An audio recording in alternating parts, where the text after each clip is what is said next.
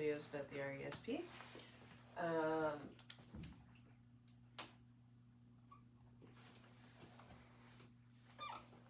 I always describe the RESP as magic, free money, one of the biggest gifts the government gives us. So registered education savings plan. You think of it as a box. You can have an individual one or a family one.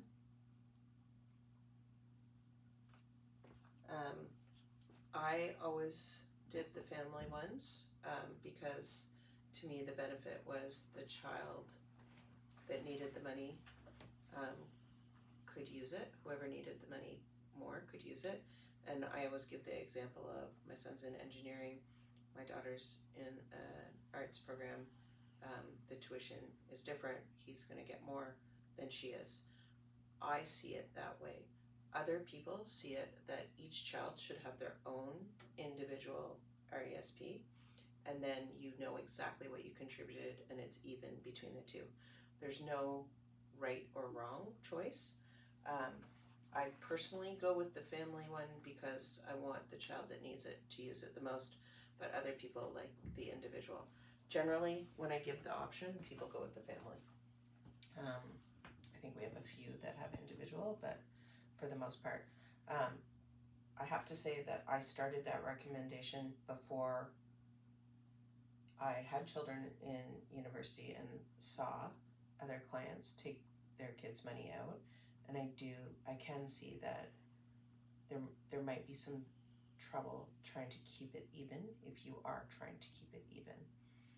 But if people don't care about keeping it even and just want to help the kid that needs the help, then the family RESP is the best. That was a long digression. You do not need to do that with a client, but that's just my philosophy on it. Okay, so you open up the RESP, and then you put money in. So the maximum is $2,500 per year per child. So in a perfect world, you would max this out. But even just starting it with $50 a month or $100 a month is a good thing, because what happens is you put your money in, so your contribution goes in, and let's say you did $100. The government immediately adds 20% grant. And at this point, you would know whether they're a low-income family or not. We don't have very many. I don't know if we have any, but they are eligible for more grants. So 40%, and bonds, learning bonds of up to $2,000 if they're from a low-income family. And the mark for low-income family is family of four and with 45,000 or less in income. Yeah. So just as a reference point, I know Thomas knows the RESP inside out, but even if they don't deposit anything, they just, if that low-income family just opens the account, the child immediately gets a $500 learning bond and then $100 a year. So they can get up to $2,000 if the account is just opened. No money even has to be put in there. So if I'm doing seminars, I always throw that out there because I want people to open the RESP anyway, just to get that. But for our clients, I do, okay, let's say you put $100 in, you're gonna get the 20% grant. There is no investment where you put your money in and you immediately earn 20%. It just does not happen. So then you get the growth. So you've got all three of these things working and they're all invested. So the grant can be invested. People don't understand that. You mean I can invest the government's money? They don't understand that part. So the 20% grant, the contribution, and now the growth are all earning and invested. We'll help you pick the investment choices, but that money will grow. And then you can withdraw. So let's say you have 3 kids on this family RESP, you can withdraw. All the child has to do is be registered in a college or a university or be doing a trade. It doesn't have to be in Canada, it can be anywhere in the world. You can withdraw for any costs. So it used to be that it was just tuition, and then they overhauled the RESP, and now and people still have that in their head. They think they can only pay tuition. And I can still see it when people are requesting. The tuition bill is, and they put their 63 cents on the end. It's tuition, residence, meal plan, groceries, tools. I always throw in tools because I feel like I'm trying to be inclusive of anybody that is going to use it. But it's any cost. And when this is withdrawn, the contributions, those are always yours. So there's no tax on withdrawal of the contribution, but the grant and the growth are taxed in the hands of the child.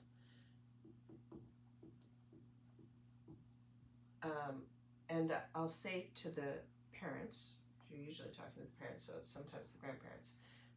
Usually the child is a student, they're in a low tax bracket, and they're not going to pay any tax. And we try hard to minimize the tax, and so we'll be strategic.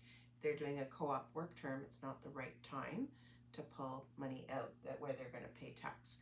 So we try and be very cognizant of what is going on in their lives when we pull out. Sometimes there's minimal tax, but most often there isn't any tax, and I leave it at that. So I always also break it down because $2,500 sounds like a lot, so I always say you can break that down. It's $208 a month, or if you go bi-weekly, it's $98 bi-weekly. In a perfect world, I would say in a perfect world, you would max out the RESP contribution for each of your children every year, and this would grow. And if you do that, you will have a very good start to paying for their education. And I always say it might not cover every single thing, but you'll have a very good base to work from if you contribute that amount every year for each of your children. And then always, what if they don't go to school? Well, that the benefit of the family RESP is whatever child goes to school can use it. If not, a cousin can use it. If nobody is going to school, the grant and the growth are taxed at 20%. That goes back to the government. Just the 20%. The contribution is always yours, and the remainder can go to your RSP tax-free. The classic questions are, what if nobody goes to school? What if I need my money in the meantime? I say the contributions are always yours, but really don't put this money in if you think you're going to need it. It's not a savings account. This is for your child's education, and it stays there forever. We have never had anybody withdraw from an RESP, but I did see it happen in our old branch. Heather told me about 2 situations where people withdrew the contribution from their RESP. So it can happen. I've done it twice. You've never done it at all? Pardon? I've done it twice. For who? Oh, anyway, don't say that out loud. I've never done that. No. Huh. Okay. So I stress this: if you're going to help your child anyway, why wouldn't you do this now and get the 20% grant, and you're going to save yourself money. I use my own personal examples. It's kind of crazy when I look at the RESP that I have for the kids, because I think I only contributed $100,000, and at its peak it was at $250,000. So I always use that personal example. And then I say, and like, you know the situation of the people in front of you, whether they can actually afford this per child. But I always say it's better to start and just put something in there and start it going. And then you can add as you go, or you want to increase a little bit each year, whatever you want to do. And then sometimes I use your strategy, which I think is fantastic. If you haven't maxed it out and the kids start a part-time job, they can contribute their earnings, and then it will get the 20% grant as well. So and I always say, if grandparents are going to give money at Christmas or birthdays, you can just throw the money in here, and you can throw any lump sums. People love that part because the grandparents always want to give money for education.